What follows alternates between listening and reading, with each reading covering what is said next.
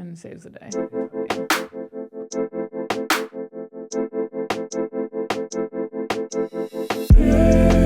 Extra creamy. Extra creamy.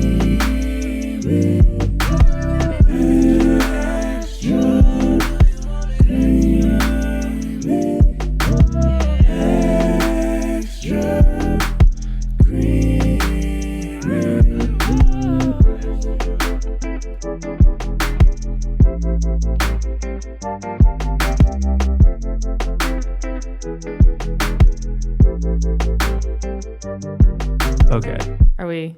Our level's good? I see. Yeah. Okay. Okay. Yeah. Also, I have like a mild concussion right now. So what happened? I got hit. You know Tommy Bayer? Maybe. He's a comic, okay. friend of the pod. Friend of the pod, Tommy Bayer. We were playing basketball and we like banged foreheads. Oh shit. He's fine. So he's got a really thick skull. Yeah. And then it's been like 10 days, but so I'm like, that's why I have these glasses on.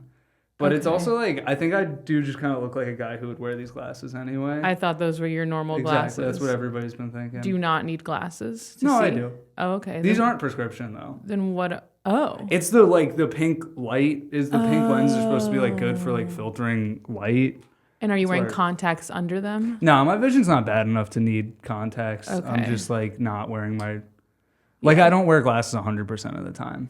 I have the same thing. I have glasses, but I never wear them. I wear them to watch a movie or if I'm at a Broadway show. That's the main thing that I wear them for as well. Yeah. More movies, less Broadway shows, but yeah, who needs to see those? Who needs to see those? Art, live performance, get out of here. But yeah, so that's just like if at any point I seem like more out of it than normal. Okay. That's why. But I'm like fine. You're cleared to record podcasts. I'm cleared for podcasting activity. I haven't gone to a real doctor. I've only gone to urgent care. Okay. Which is like, and you know Kyle Kinade's bit about urgent care? No, I don't. It's so good. Where he's like, urgent care, and it's neither of those things. It like goes into like how they like tell you it's not a doctor. They're like the provider will see you. I don't remember what his wording is, but it is funny that they call it a provider. I love that it's neither of those things. Yeah, it's neither of those urgent things. Nor care. Such a good line. That's great. Yeah. Wait, actually move in a little bit more so we're both more centered in the frame. Okay, cool. Is it okay? Because I want to... Yeah. I want to look at you. Yes. But yeah, so that's what's been going on with me. Yeah. And then, you put out a special. I did. Yeah, it's on YouTube. Go watch it. it. Isabel Hagen at the Bitter End. Yeah. How was that? How was it recording that?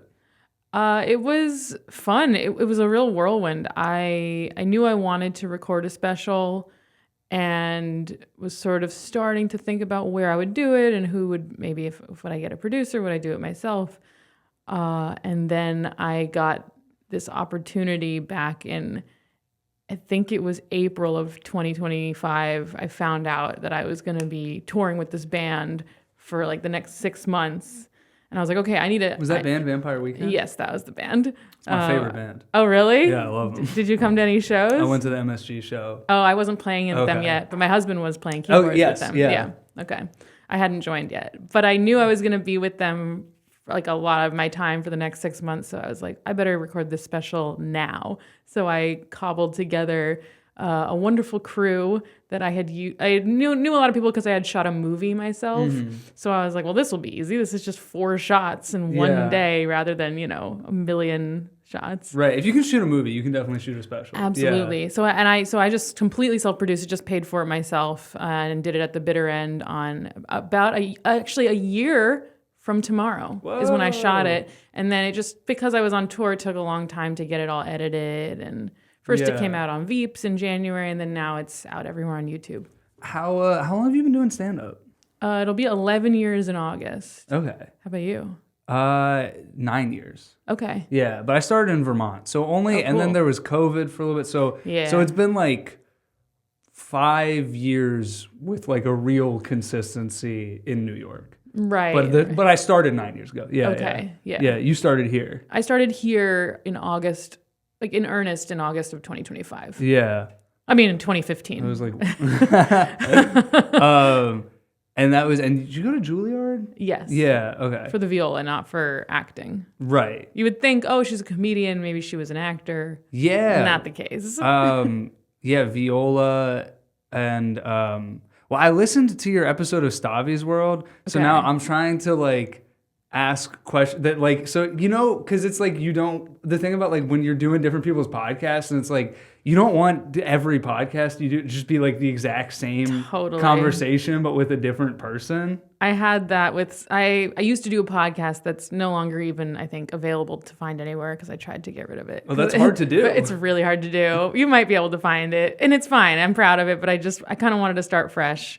But I was interviewing someone I really admired, and I was like looking at a lot of her interviews, and I was like, okay, I'm gonna ask her like a question that no one's asked before. And as soon as I asked it, she was so gracious, but I was like, oh, like I could tell she was a little like, yeah, this question, and it's it's so hard to find an original question for someone who's been interviewed so much, and she's a veteran, like, or even like, who was it? Oh, Maria Bamford.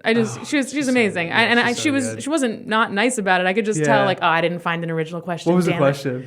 It was about like, so you perform in like with different size crowds, and like that's so so brave of you to like, and then she had such a good argument and flipped it on me so quickly. I was like, yeah, you've been asked this a lot. Yeah. Okay. Or even like with this podcast, because I'm like interviewing people who are not quite as famous, and it's like I want to be making sure that it's like it's not the same as like every other interview you've done, but also I want to like we got to get through the basic information enough that like the people that are listening to it. Yeah. Also, with someone like me, I mean, if someone's listening to me, there's a good chance they haven't heard me on any other podcast yet because they weren't even aware of me. So ask anything. Yeah. Ask away. But I'm also so I know that you play the viola. Yes. That's your first thing, and that's what you do with Vampire Weekend. Yeah, with Vampire Weekend, technically it was a 5-string violin, but nobody cares. Well, that's I said they're my favorite band. That's my favorite thing about them is listening to their songs and going, there's a 5-string violin. Well, that's their live. Yeah, that was It's not a viola; it's a 5-string violin. Is that different to play? Yeah, I mean, I picked it up. It's pretty similar. It took a couple days of adjusting. It's like getting what's a good analogy? You get a new phone and it's a lot bigger, and all of a sudden the typing, it's like, oh, this feels like I can still type on it, but it feels a little different. So, what did you have like artsy parents? Yeah. What do they do? My dad's a jazz sax player. My mom is a visual artist, mostly pottery and but all. So like classic like Manhattan like artist family. Are you Jewish too? Yeah, on my mom's side. Okay. So I am Jewish. It counts. Yeah. So it counts. Yeah. Are you Jewish? Yeah. Yeah. On both sides. Oh man, well. Yeah. But yeah, so you yes, you grew up like in sort of a music household. I played the saxophone. You did? Yeah, I was not very good at it. Okay. But I played in like elementary and middle school. Nice. And then I quit in high school. I didn't want to do marching band, and I wasn't good enough for jazz band. And so you were just stuck in the middle somewhere. Exactly. And then I just stopped. Did you ever play any other instruments, or viola is kind of? Well, I started on violin, and then at age 10 I switched over to the viola. But besides that, no. I mean, I took piano lessons when I was 4, but I didn't take to it. I sing. I took real singing lessons. I can sing opera, so I guess that counts. But your voice is an instrument. Yeah, you sing opera. Yeah, I mean, I would need lessons, but I do have that instrument in me. Like I can, yeah. That's crazy. That's like, were you like interested in like classical music and opera like as a kid? Yeah, well, my older brother was studying it really seriously. Okay. And so to me, it felt like that's what you do. That's like the thing everyone in my household seems to worship is classical. Not worship is intense, but but it felt like, okay, I want to like I want to be doing this too. And I started listening to a lot of classical music and just just in my room all day, listening to Brahms and Beethoven quartets and like just everything. And dreaming about playing it myself. Really? Yeah, like fantasizing. I would like listen to pieces and fantasize about performing them. I had that too. Yeah. With music, and not with classical, but but it was more like it would be like with like rap, but it was like but in the fantasy, I just am the person. Because that's not like a genre that like you're like covering. Right. You know? I want to do his rap. Yeah. Like nobody's like, oh, did you hear his cover of Kendrick? Like, right. But so that's interesting. What other, did you listen to other music or was it like all classical? Listen to jazz too, because my dad, but I think I was sort of a snob. Just in my house, it was, my brother was really obsessed with like, oh, classical music's the best. And like everyone was just like, this is the real music to listen to. And so I kind of resisted any popular music, although obviously it's all around you hear it. But I never like sat down with a popular album. Sure. And listened That's to so it. funny. Yeah, it was like my way of being like rebellious. I don't know. And then looking back, it's like, what was I trying to, whatever. Yeah, I was like that a little bit, but like again, it was like with like underground rap or like whatever was like, oh that song, I don't like that Jay-Z song because that's on the radio. I like the deep cuts, and it's like it's right. Yeah, we're all like, and when you're young, everyone's just trying to find like their specific thing that's different. Mine happened to be classical music. Yours is underground rap. Yeah. But it's like, and some people it's because they come from maybe such a conservative family that it is just sort of the pop culture is their rebellion against their family or something. Or so your brother was rebelling against your dad's jazz by being into classical. Well, no, I mean he never got that into jazz, but he wasn't trying to. He was rebelling against like pop music. Yeah. What does he do now? He's a musician. Okay, where he conducts and he teaches and he plays piano and so are you like Alex Edelman, where you're like the least accomplished person in your family? I don't know about his family. So his dad is like a surgeon, I think. Okay. He has a Wikipedia page. Okay. Which like I think if you're a doctor and have a Wikipedia page, that's like pretty impressive. That is. And then his brother is like an Olympic skier or something. Oh, whoa. Something like that. Yeah. Something crazy. I mean, I'm definitely, my brother's definitely really, really talented. Yeah. But it's hard to like gauge. We do such different things. Yeah. So so you started stand up like after you finished school or like while you were in school? I went to one open mic when I was in my master's degree at Juilliard because I was injured and was taking like 2 months off of playing.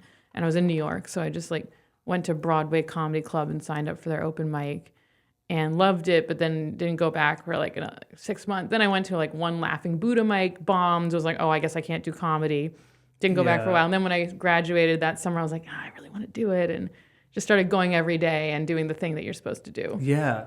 Were you always a fan of comedy?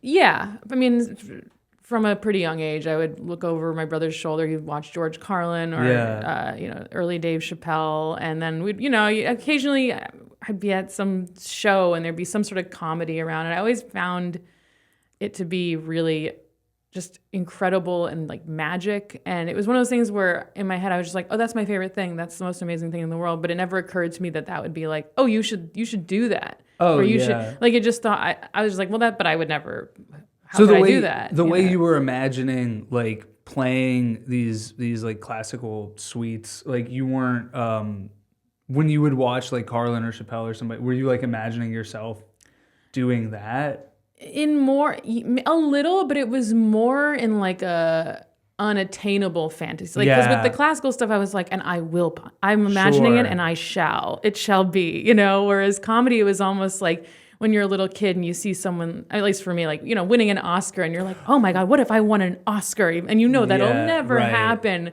But like, it's just, I would have these visions of me like pacing the stage with a microphone in my head, but I was like, that's a different life. That's a different person. Sure. Yeah. I think that's how all my fantasy is. Yeah. Well, except for doing stand-up. I think every other fantasy, it seems that like they've all been like, that's a pretty insane thing to imagine. Yeah.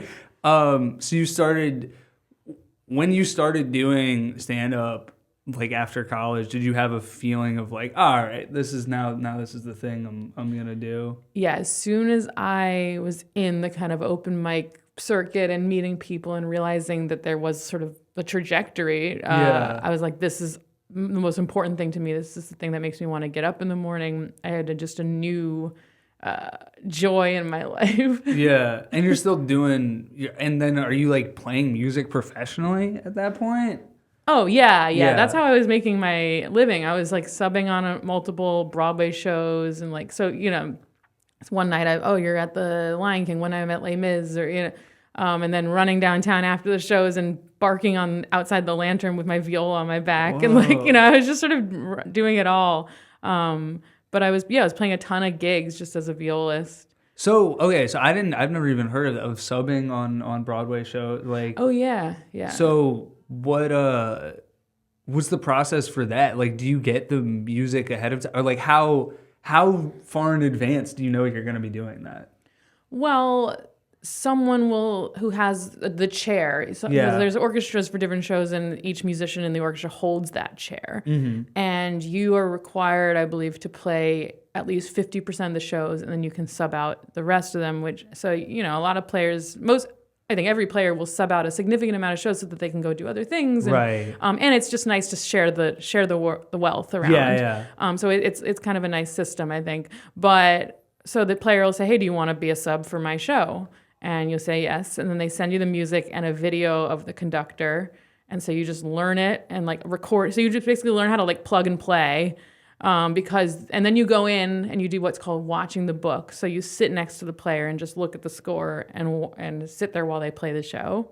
And then whenever you feel like you're ready, you play your first show. So you never get to rehearse live. So the first show on any show as a sub is like super nerve-wracking. Wow. And also it's like if you really mess up, they're probably not going to call you again. Yeah. So there's a lot of pressure. And then once you do your first show or a couple shows, and then the music director will like approve you as like an approved sub. Okay. Then sometimes they'll be like, hey, can you do this tonight? Yeah. You know? Or maybe like it's any level of advance notice. But at a certain point, it's not stressful anymore because you've played the show a bunch of times. And so, I can play that tonight. How many hours a day do you spend playing music? Right now, 0. Okay. Unless I have a gig or something I have to practice for, or maybe like 20 minutes if I feel like taking my viola out. I guess, okay, so when you were playing seriously, like, when did you start playing viola? Violin at 5, viola at 10. Yeah. So I've been playing since I was 5. Yeah. So when you started playing, was it immediately like, I'm taking this seriously? Like, this is what I want to do? Yeah. It was kind of like with comedy. Like once I got into it, I was like, this shall be my thing. Yeah. Okay. So from that, like from 5 to like 20 or when did you stop? When did that stop being your like main job? Well, stop being my main job, I would say up until to COVID. Yeah. I was still fully making my living as a violist. Yeah. So from in that time frame. And I was 28 when COVID happened. Okay. So in that time frame, how many hours a day would you spend practicing? It's tough. So once I was graduated from school, the gigs I was playing were often stuff that I didn't really need to practice that much for. Occasionally, so on average, I would say like, under 2 hours a day of like playing, or if sometimes rehearsals are 4 hours, but my own practice, like I sort of only practiced as needed, which I'm not recommending, but this is what I did. Yeah. And it worked. As long as I know the notes, I practice as little as I have to, especially because I'm injury prone. I don't want to, it can still creep up if I play too much. Was it like carpal tunnel? Carpal tunnel tendonitis. It's like, it was always kind of a mystery, but it's just this pain, and it felt like like any doctor I would see, they'd be like, you really need to take a break, or you could do like permanent. Wow. It's not really a thing you think about, like music. I mean, I maybe you think about it more because you've experienced, but I think generally speaking, people don't really think about like music related injuries. You don't think of it as athleticism. Yeah. And I don't say that to sound like I'm an athlete, but it technically it is a physical repetitive thing. I mean, I think like musicians and athletes, to me, it's very similar in that it's both like things where I'm like, I wish that I had that in me. Like I play basketball and I don't really do anything music anymore, but like I played guitar and saxophone. I've never had the work ethic with either of those things that is like required to actually be good at it. And I think like that's why I'm interested in like how many hours a day were you really like playing? Okay, well, when I was really practicing and trying to, get into Juilliard and all that, I mean, and this is on the low end with people who strive for the level I was striving for, but 3 hours, maybe 4 hours if I was really working towards something a day. Yeah. And you do it it sounds crazy, but really I set a timer for 45 minutes, take a break, another 45, and then I do that again later, and that's 3 hours. It's really not crazy. Yeah, no, I know. But I think that's why I love stand up, because you do 4 open mics and it's 15 minutes? Yeah. No, it's I mean, sure, you are spending your entire night doing it, but it's like... Well, you're like running around, you're seeing people, if you like to drink, you're getting a drink. Yeah. Like, it's a more... there's obviously a grind to it, but it's kind of a chill grind in a way. It's I think as far as grinds go, it's definitely... Yeah, even if you're like really listening back to every set, and it's like, oh, ha ha ha. Like, everything is like, I think that's why I like it, because I have so much anxiety, and I had so much tension built up around viola, and was struggling with so much performance anxiety, and then comedy was like, the mistakes are fun and everything. It's like in the moment, and it's social, and I felt like, I'm a little more suited for this right now, and I can be a little nervous, and it just helps, Yeah, if you fuck up one note on a show, like you might not get asked back, and if it's an important note. Where stand up, you fuck up one line, you get a new bit out of fucking that up. Like, exactly. Yeah, you can just riff off of it. Yeah. Now, there's a lot of humiliation on the other. Like, sure. And I think what stand-ups should be commended for is our tolerance for humiliation. Because, like, people are like, I could do stand-up. And it's like, yeah, I mean, maybe you're capable of having one good set. Yeah. But nobody has consistently, I mean, until you maybe get to a certain level, but like you are going to bomb as a stand-up. That is part of it. Yeah. And you have to be able to be okay with that. Well, so that's like... Because you can't just practice in your room. You have to practice by performing in front of other people. Right. Practicing in your room is not going to guarantee a better performance. And then especially starting in New York, like you're practicing in front of people who are better than you, right, and don't really care about you. Do not care one shred. Yeah. Did you like that a little bit? Like coming from I guess I'm just interested in like coming from like the music background, how different that is, like what the kind of perspective that gives you going into stand up. Yeah, I was only around other serious classical musicians, and then being around comedians, and in the stand-up world, everything is much less precious. Yeah. And I'm not saying people don't care, but sorry, like if you're around classical musicians, it's a different level of just crazy, perfectionism. Was anybody were people funny in like any of the like music spaces that you were in?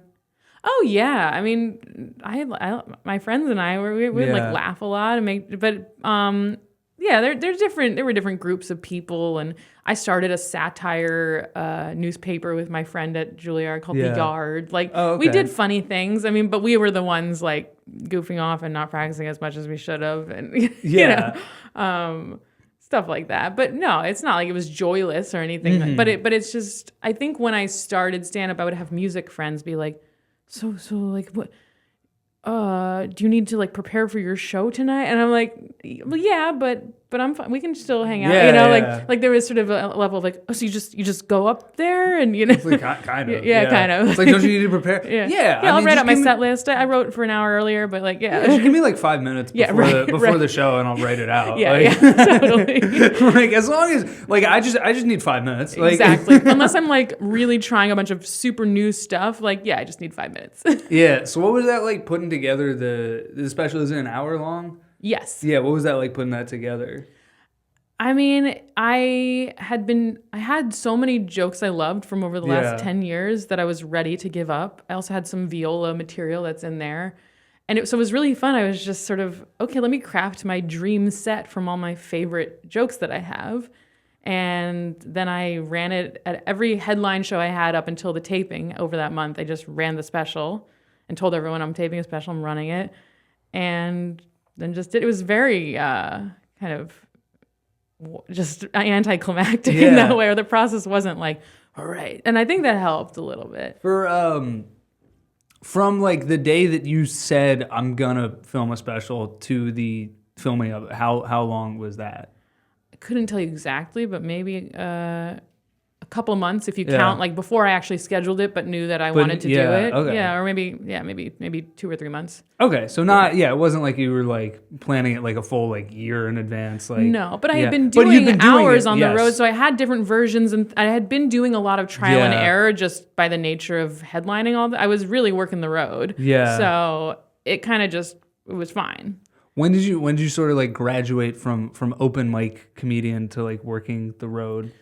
Well, so I had the interesting experience of I did the Tonight Show for the first time the day before like most things shut down. Oh, really? For COVID. So I did it on March 11th, 2020. The next day, that show did it without an audience, and then the next day they went home, I believe. So I and once you get a TV credit, you can kind of start headlining. Clubs will be like, oh yeah, they have a credit we can promote. Although I feel like it's shifting now to more like follower based and whatever, but at least, well, you gotta get followers to get the TV credit, and then not back then. No, now, yes, then right. It's all different. Reels didn't even exist yet. Yeah, we're talking like I did JFL in 2019. Yeah, there were no reels. People were not clipping up their stand up.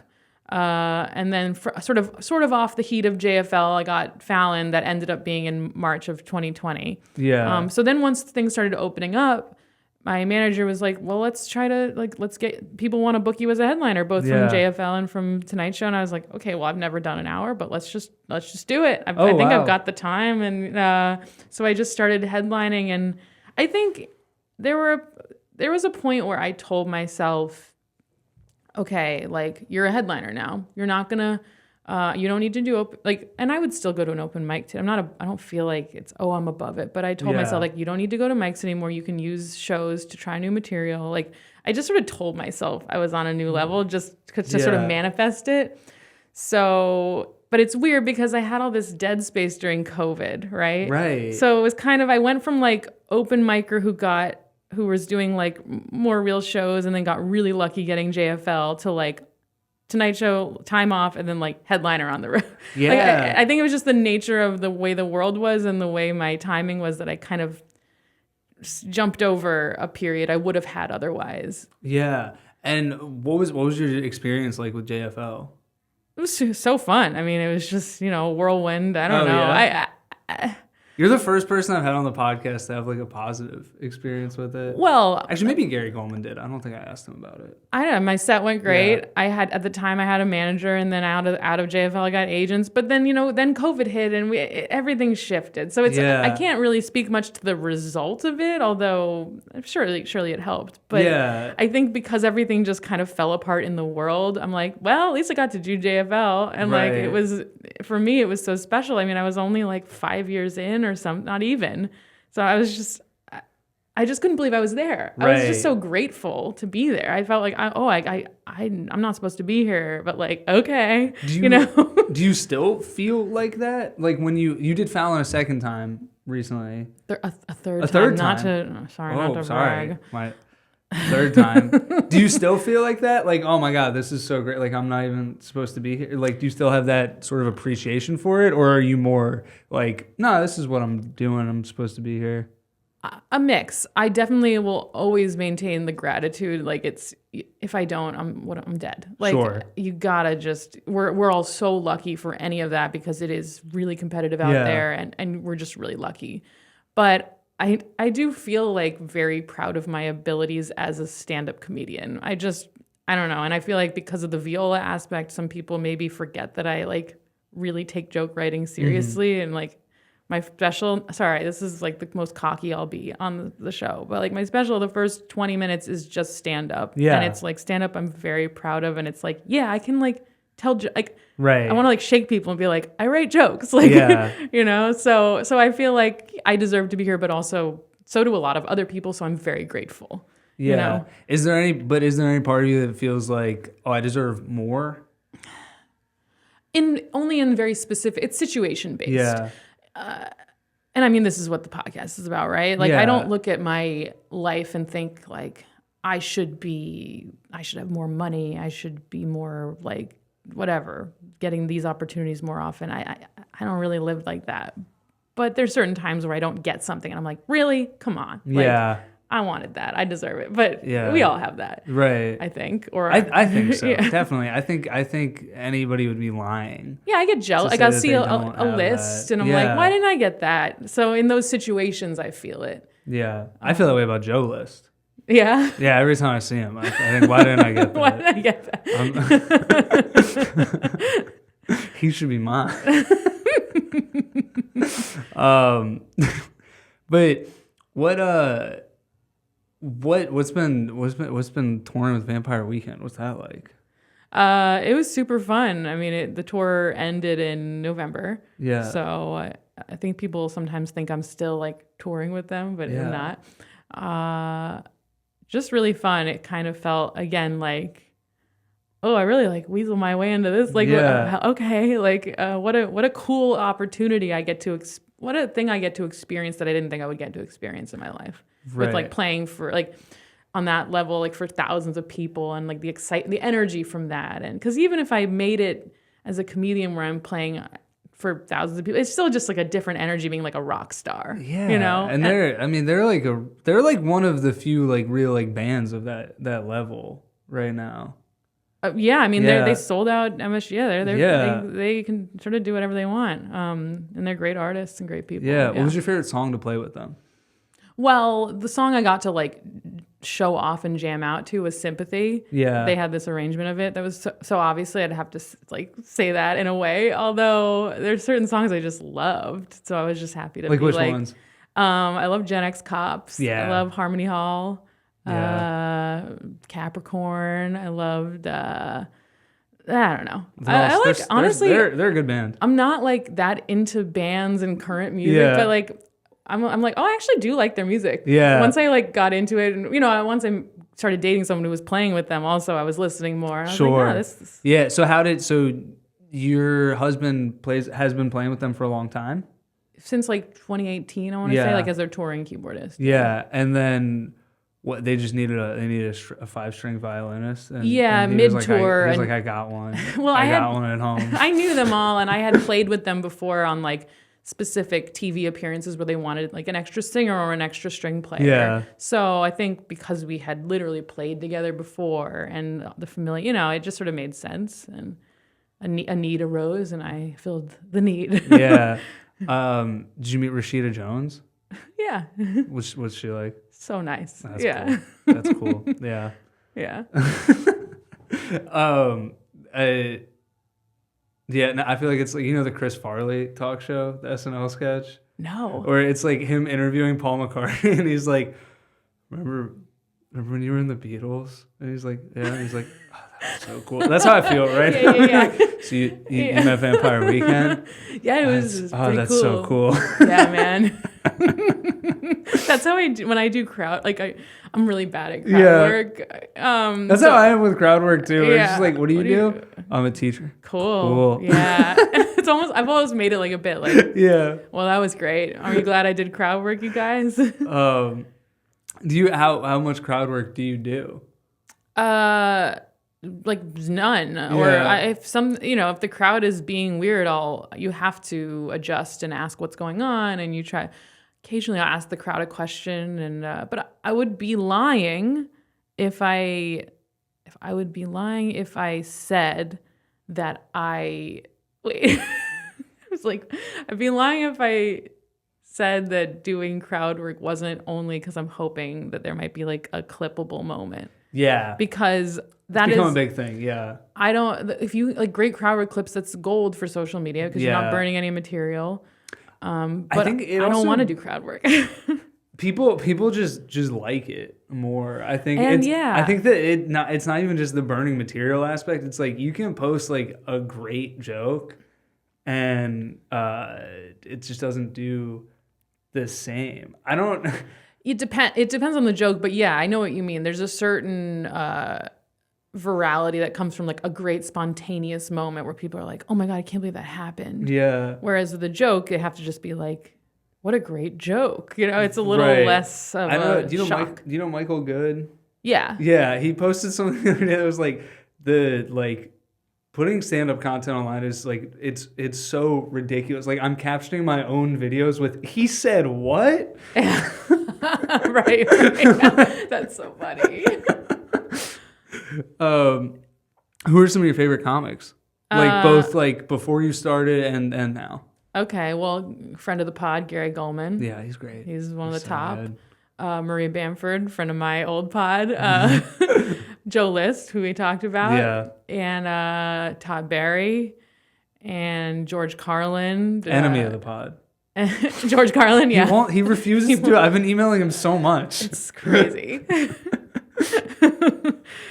He's hard to get a hold of. Yeah. He's been real precious lately ever since he's been dead. Yeah. Those are some people I, even before I started stand-up and a little during, I've always admired. And were your parents comedy fans? No.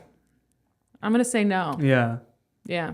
Like I grew up like pretty close to the Cellar. Right, yeah. Granted, I was too young to go, but it's not like even when I think I went to the Cellar for a show maybe once before I started comedy. Yeah. And that was it. Do you perform there at all? No. I mean, if there's a produced show, but yeah. no. What's what has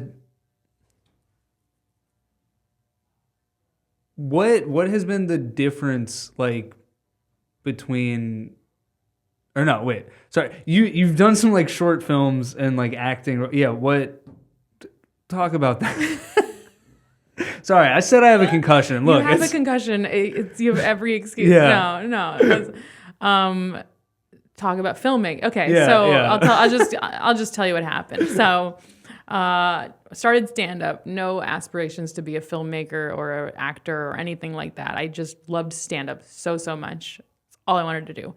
Then I started getting things in my ear like, well, if you want to really succeed in this business, it helps to have like a TV show too, or something. You have to do other things. And I was like, all right, yeah, maybe I should. And I saw some of my peers who were a little ahead of me, like doing stuff like that. And so had that in my head. And then I watched High Maintenance, which is a great show, and also a great example of like DIY web series to real show. But not only was it the structure of that, but also the subject matter was it's a guy his job brings him into different people's personal lives. And I was like, well, that's what I do as a violist. Yeah. I'm playing people's weddings, funerals, in their homes. And I had all these experiences with different characters and things that had happened. So I thought, well, why don't I try to make like a little web series, and each episode is a different gig I play. Yeah. And I didn't know how to write a script. I hand wrote the first episode, and then downloaded script software and Googled like how to format a script and wrote the first episode, and then hired someone to do sound, someone with a camera, and hired my friends my friends did it for free. You have to pay sound and camera, but then the comics came and acted in it, and then I did 4 more of those, and then put them all out at once. So it seemed like I had, but it was really over the course of from 2018 through 2020. Okay. But then during COVID, I was like, I don't need to sit on these anymore as like a secret proof of concept. Let me just put these out. Yeah. Is that something you want to do more of? Well, so then I from that made a real feature film, which was coming out in the fall. I think. You directed it? I wrote, directed, and starred in it. Okay. It premiered at Tribeca and won the screenplay award. Wow. That's yeah. But sorry, I'm really on one today on your pod. This is like the cockiest I ever get. But you're not even bragging. Like, you're just stating a fact. I am just stating facts. It's called On a String. It's a feature film that is coming out very soon. So that's what came out of that. And I did that the proper way. It was still very independently produced, but I had a real crew. There were producers there. Yeah. Everyone was, so yes, I want to do more. And I think the TV thing, I like film because I feel like I can have a little more control over it. Yeah. There's just sort of more of a blueprint for like independent. That might be, that's changing. Obviously, people are doing whatever they want now and making whatever format they want. But to me, making a film is like, this is my baby. Yeah. It's almost, I think that the level of freedom that we have creatively now, it's almost a little daunting. And you can kind of just do, and because it also feels like there's like a certain level of freedom, but it feels like, but who's gonna watch it with so many things? But I like how you said daunting. I think that's something that people aren't like as aware of, but that we're experiencing as artists, where it's like, sure, like no more gatekeepers. Anyone can go viral. Anyone can make whatever they want.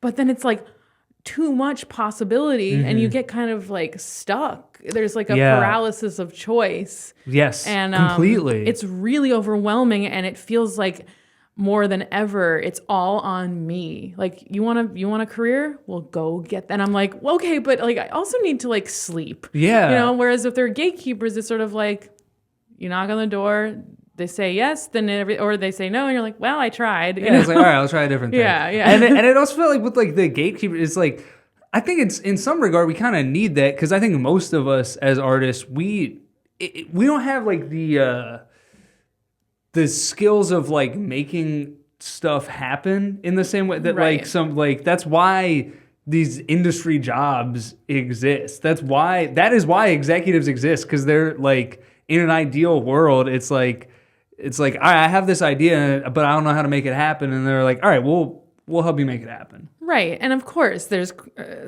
bad people in every industry, you're dealing with shit all the time, but it's like we're trading one struggle for another, which is that's what life is, right? Is everything okay?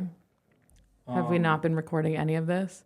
It definitely was recording. It did. This is still recording. Okay. This is not.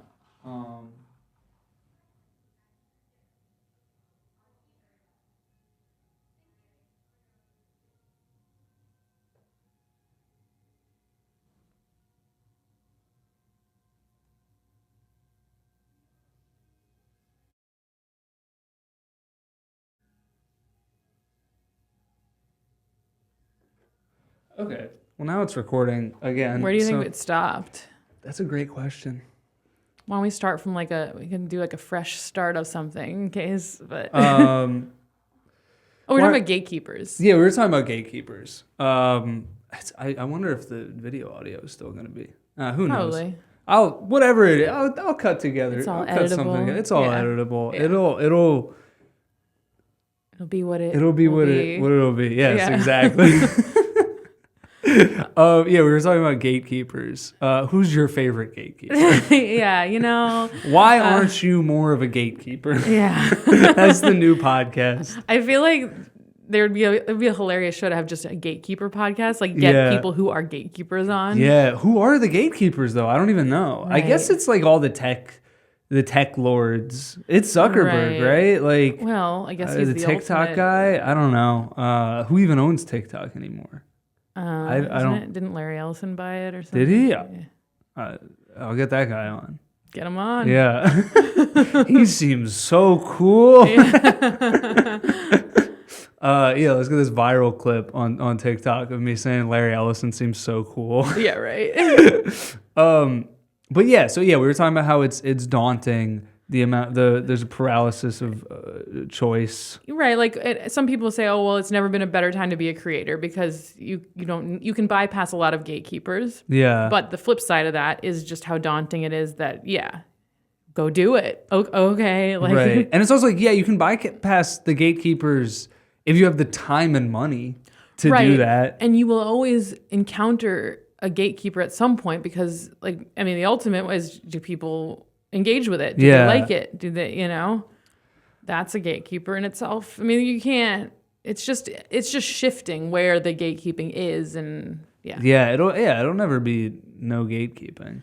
I mean, that would mean that just by the nature of art being something you choose to consume, like there have to be things that we like and that we don't like, and I don't know. Which I guess is like, that's like a more pure form of it. But it's also like, it is so skewed with the internet because it's like not, it's like, yes, anybody can do anything, kind of, but it's also like not that.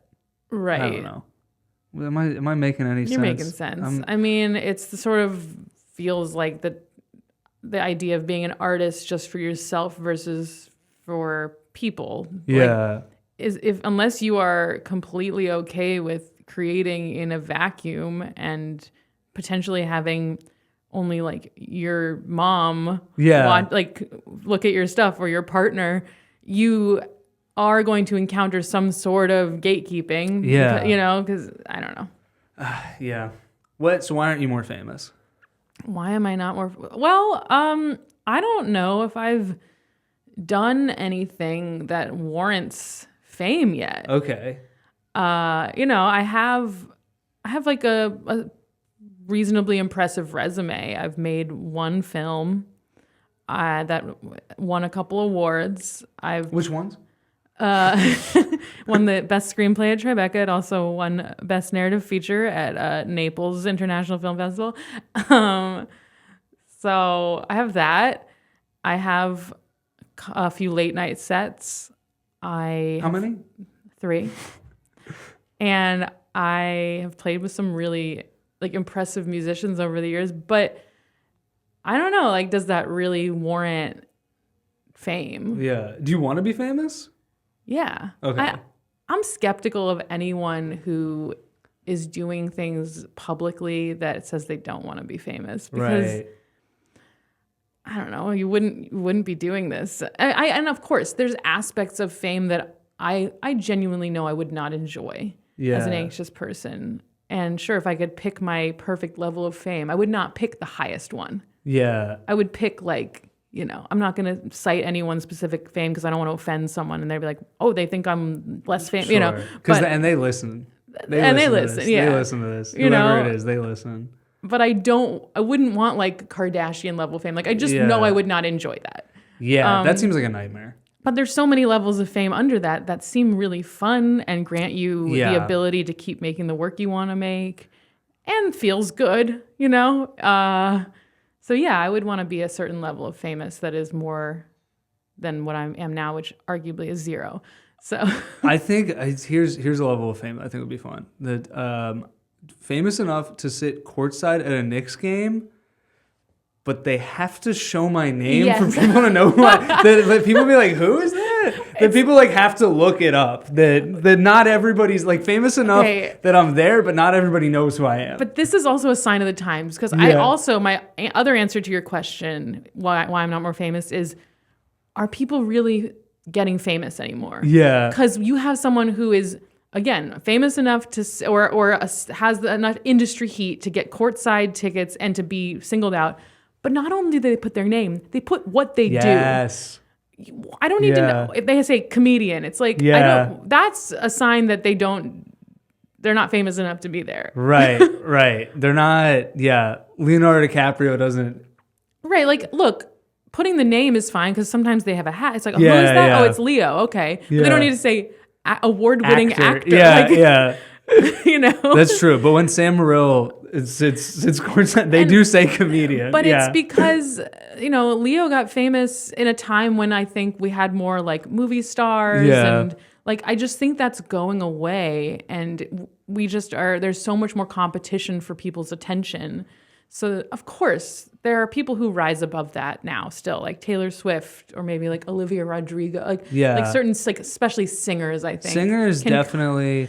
But even so, how many times do you watch like SNL and they're like musical guy and you're like, who? Yeah, a lot of the time, most of the time. But they're probably like selling out huge venues and they're huge. Yeah. So like like fame kind of, like success still exists, but fame is going away. Yeah, and I think that's like both a positive and negative of the internet, is that I think that there's, like less of a monoculture, but like you are able to like cater more to a specific audience and to like single out that the people that know me are going to be the people that are interested in knowing me. Right. There's lovely aspects to it. Yeah. It is sort of, I think, what's hurting, say, like the movie industry, because you don't have, you have so few stars that can guarantee hard ticket sales now. That's why it's so much like IP driven stuff. Yeah. And then even with that, it's like putting,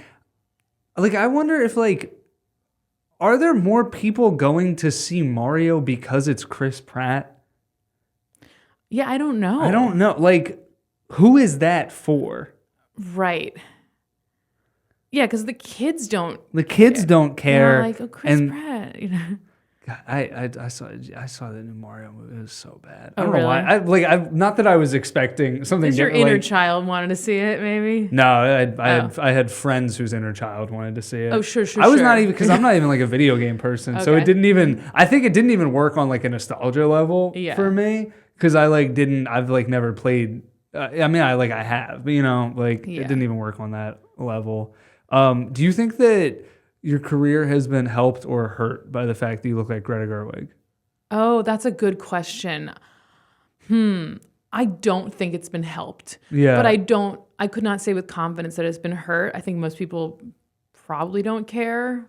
But I will say the only reason I think it could have been hurt is like there's certain letterbox reviews of people, like my movie's not out, but if people saw it at festivals or something, they're like, I was too distracted by the fact that she looked like Greta Gerwig. It's like, okay, like, like I'm not trying. Yeah. I don't know. Do you ever think about like getting like a different haircut or like a bunch of face tattoos? I have thought about going dark hair. Yeah. More because I think sometimes, like with getting auditions, I'll get typecast as like, I'll get auditions for like the blonde. And I know what they mean when they say that. That is not me. And I almost feel like if I, like, this is so stupid, but I'm like, maybe if I like dyed my hair black, I would like look more like the dark, brooding person that I am. I don't think you're dark and brooding either, though. I'm not. Yeah, the problem with me is that I don't fit really anywhere. Do you feel that way? I do. Have you always felt that way? Well, maybe, but I have only been aware of that issue maybe for the last 10 years. Yeah. But I feel like it can hurt. It can also help eventually, maybe, but it can hurt if people can't look at you and say a thing right off the bat. People, they definitely they want to be able to place you. Right, like the nerd, the blonde, like, which is stupid, and I'm against those doing that, but that is just still how people's brains often work, especially for like casting and things. Yeah. So yeah, sometimes I wish I was a little more specific in my appearance. Yeah. Do you audition for a lot of stuff? Like normal. Yeah. I've got agents that send me on auditions, Sure. but I'm not. Yeah. How do you feel about self tapes? They're horrible. Yeah. It feels like the most like, oh, I have to do homework right now. Yeah. Of anything I do. I never feel like, and I haven't really gotten any I think I've gotten like one thing I did a self tape for once, but like for the most part, I don't usually get them. So I think maybe that's part of why I feel this. But it almost feels like studying for a test or like writing a paper where I'm like, I'm never done. Like this could always be better. Oh, that's really hard. Yeah. To sort of, I think after a certain point, you get good at like just doing it, and you're like, was that good enough? They'll know if they like me or not. Yeah. And I've been on the other side of it, casting my own film and watching tapes, and it was very eye-opening of just sort of what I think matters. And it really is so much of just they're looking for a person, and you're either that not. person or you're not, and obviously there's skill in it, but with a self-tape especially, you're kind of just like weeding out like, okay, is that a potential the person? Yes. It's almost like a dating app. Yeah. Did you have a casting director for your film, or was it just you? No, we couldn't afford. We were just sort of, the producers and I were all. What was that process like in casting people? I mean, it was fun. It was fun to like, for the first time, see my lines come to life, because we didn't do like a table read or anything. That was really fun. Yeah. What's the premise of the film? It's the same premise generally as the web series I did, where it's a violist working in New York City and like playing different gigs. She lives at home with her family. It's like auto fiction, I would say. Yeah. Like, it's a lot of the things that it's very like a made up story, but the situation and vibe is like true to me. And I'm playing someone named Isabel, and my real brother plays. Look, I love her. I just hope people don't like weirdly hold it against me, because you know what I mean. I do. I know exactly what you mean. I think Samara Weaving. Yes. It's because she looks a lot like Margot Robbie, and they're both Australian. Because I've heard people say the same thing about her. Right, they almost just get like angry. They're like, "Stop trying!" And I'm like, "I'm not." It's trying. like that's just people look alike. Also, we really don't.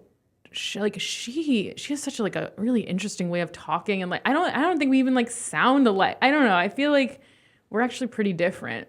Yeah. Maybe you disagree. I don't know. I haven't listened to. I feel like I just started doing her by saying, I was like, we don't, I feel like you guys do talk kind of stuff. All right, whatever. Fine. I mean, look. No, because your stand-up delivery is, I feel like, different from how she would do stand-up. Right. I can't really imagine her doing stand-up. Yeah. Yeah. What do you like? What are your like big goals creatively? My big goals are to just do everything I'm doing, but on a more sustainable, higher level. So I just want to keep making films. Maybe not always doing every part of, like, sometimes just directing, sometimes just acting, writing, and then putting out stand-up specials every couple years, and with that, working the road to prepare for the special. So just performing and creating, and I just always want to be working on a project. Yeah.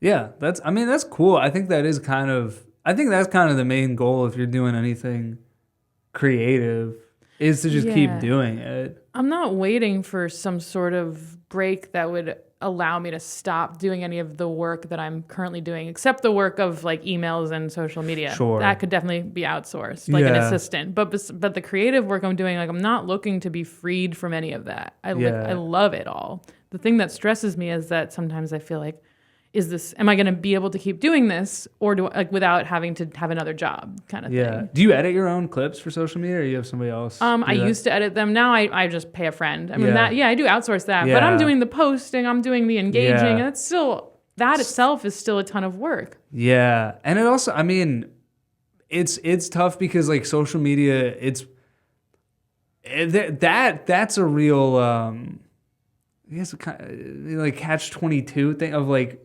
posting stuff online, because like as like an artist or a creative person, you want to kind of be like off social media as much as you can, to just be like present and just doing the thing you want to do.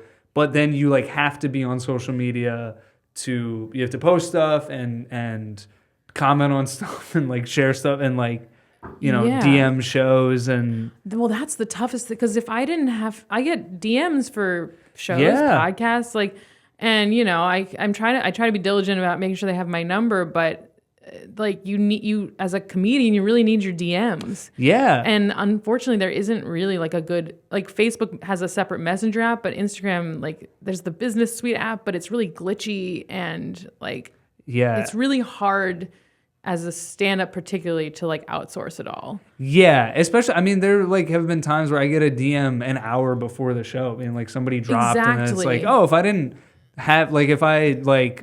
have this open, like I just wouldn't have seen that. Right. And I think at a certain point I will probably just be like, I accept that I will miss that opportunity. But there's still part of me that's like, man, I'm glad I had my phone. I was looking at my phone in this moment. Right. Because I'm glad I had that opportunity. And there's like a buzzing in my brain all the time. Like, do you need to be promoting something right? Like, what's like, and it's really hurting everything else. Yeah. Well, there's also the thing of like you go on Instagram to message somebody or like post, and then you're on there. You're on there. You see, and something. It's like, oh, this is so clearly like intentional. Like like you're talking about like, oh, it's not a separate app, and it's like that's why it's not a separate app. They know exactly what they're doing. 100%. Like, and I'll tell you, because I don't have Instagram on my phone right now. I have the Business Suite app, so I can get DMs, but I can't get group DMs. For some reason, that doesn't work on the app. Oh, and I didn't know there was an Instagram Business Suite app. There's a Business Suite app. Public service announcement. You can get Instagram DMs through the Business Suite app. It's a little glitchy. Okay. And at least for me, I don't get the group messages, which sometimes the shows convey an hour before, like on a group message. Yes. This is the lineup. Oh, show's canceled. Yeah. That's the worst when you show up to a show and find out it was canceled. Yeah. So it's still like and I feel like it's glitchy by design. Yeah. And I don't know. So it would be really helpful if there was like a really good separate Instagram messaging app. And if someone knows that there is and I'm missing something, please write to me. I mean, I'm just learning about the Business Suite app now. So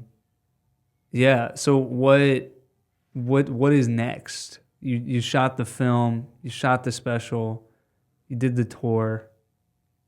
More of that. Just more. Repeat. Just more of that. Deeper and better. I'm writing, I'm not ready to talk about it yet, but I'm writing a new movie that'll be like the next thing. Is it a sequel? No. It's fully separate. Yeah, thing. Really different. Yeah. And I probably wouldn't even be in this one. Just this one. Writer, your name's Isabella. Yeah. It's it's a very different character. It's different. And then trying to build so that I want to actually start posting more so that I can maybe work the road more easily, because it's really hard to get people out and sell tickets. But I want to have like a strategy and maybe get some help with that. Yeah. So I don't know. More of the same, just trying to be better at it and also healthier mentally with it all, which I haven't been historically. So, yeah. What? How so? Like you feel like you do too much and then like exhaust yourself? Yeah, I mean, I guess most people would probably say you're doing too much. I think I'm doing a perfectly fine amount, but I'm really letting it's a lot, but I can do it. I just let every little thing stress me out so much. Yeah. And no one else sees that. I always show up like really professionally and like, but behind the scenes, it's not good. Yeah. Like I don't sleep. I'm a ball of anxiety and depression and stress. And I don't feel like a real person. It's all that stuff. Yeah. Yeah, no, I feel that. Yeah. Definitely. What are you stressed about right now? Well, this month I've been on a real kick to be less stressed and embrace boredom, because I learned in therapy that boredom is the antithesis to anxiety. And because that interesting. Go on, explain. I mean, that's really it, you know. Okay. And it's not like you want to live in a constant state of boredom, but once you hit boredom, then you can actually be like, okay, well, what do I really want to do with my time right now, rather than making these anxiety-driven impulse decisions. So I'm trying to be more bored. That comes from, again, like I don't have social media on my phone. I have a separate phone actually with all my apps on it. Did you get a flip phone? No, it's a smartphone, so I can post and stuff. But it's just Wi-Fi driven. It's just my old phone. When I got a new phone, I just kept my old one. Yeah. Put all my social media shit apps on it. So it's basically an iPod Touch. And it's like a little iPad, but it's really hard. It's just easier to post with a phone. It's designed for that. I've tried. I have an iPad, so I tried a little bit to do that, but it's too big. It's too big. You need a phone. Yeah. Next time you upgrade your phone, keep your old one. So that's been helping, and just sort of setting the intention of, but what am I stressed about right now? I don't know. I don't want to talk about it. Okay. What do you do when you have a hard time sleeping? You mentioned that you you don't sleep easy, or like. Yeah. The best thing is I put on a podcast. I've been doing that too. Yeah. One feature I love is the sleep timer. Oh, it's great. Like you can set it to turn off, so I'm not stressed about it auto playing my whole sleep. Yeah. Podcasts or like just people talking at kind of a normal volume like this. Great podcast. Yeah, maybe to go to sleep too. If you're having a hard time sleeping, listen to this. Yeah. And then maybe just like don't use the sleep timer feature. Keep it going. But make sure that it's this podcast that keeps playing. And before you go to sleep, write a review. Yes, yes. Write a review and rate it. I'd rather you did 5 stars, but honestly, anything helps. Yeah, it's all engagement. Then take your melatonin. Yes. Put the episode on. Yes. But no, if I really putting a podcast on, because I don't have trouble falling asleep, but then I wake up 3 hours later, mind racing. Really? And sometimes I'll be up until 6 or 7, finally go back to sleep. So it's not great. What podcasts are you listening to? Just like there's like meditation ones, yeah. Yeah. Just anything that's like Buddhism, Do you meditate? I go in and out of it. Yeah, same. I do have that like ability and skill, and like I've meditated a lot through my life, but it's really hard to do it every day. Mm-hmm. You meditate? Yeah. Yeah. You find it helpful? I think so. I like. I have like an app that it's like a yoga app that I have like a friend's login that I don't even know if she uses it. But yeah. I've been using her. She's paying for it. I've been using her login for years. Yeah. And so I do like yoga. I'll do like 10 to 15 minute yoga things like after I work out, and then and I'll do like the 10-minute meditation on there. But yeah, it's hard to do it with consistency. Yeah, that's the real. I think I think it helps. Do you think it helps? Yeah, I think it helps though if you're doing it consistently. Yeah, consistency is definitely important. Yeah, but also that's a trap, because then sometimes you'll think, well, I could meditate right now or do yoga, and it's like, yeah, but I haven't been doing it, so it's not. No, do it. Yeah, do it even if you haven't been doing it. It's always a good decision. It's just it'll be even more effective the more you do it. Yeah, I think that's like anything. Anything that is like helpful. That's how I feel. Like if I take a break from working out and then I'm like, I haven't even worked out this week, and I'm like, I could just go once. Yeah. Just go once. Or like same thing with like doing a set. Like, yeah, it's the same thing. Yeah, just do it. Just do it. Wow, Nike was really onto something. They really were. They really got us with that one. It's kind of crazy that nobody had that as a slogan before. Yeah.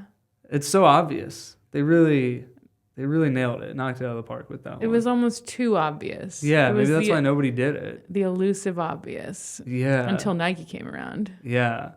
Is there anything I think before we wrap up, anything else you want to talk about?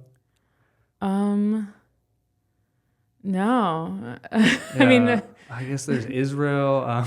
Yeah. Let's get into it. Yeah. No. But yeah, watch the special live at the Bitter End. Anything else you want to plug? Oh yeah, it's just free on YouTube, the Bitter End special, and I play some viola in it too. I'm really proud of it. And then keep an eye out for On a String, the movie, but we haven't announced the release yet. So cool. Isabel Hagen. Thanks for having me. Oh, handshake. I like this.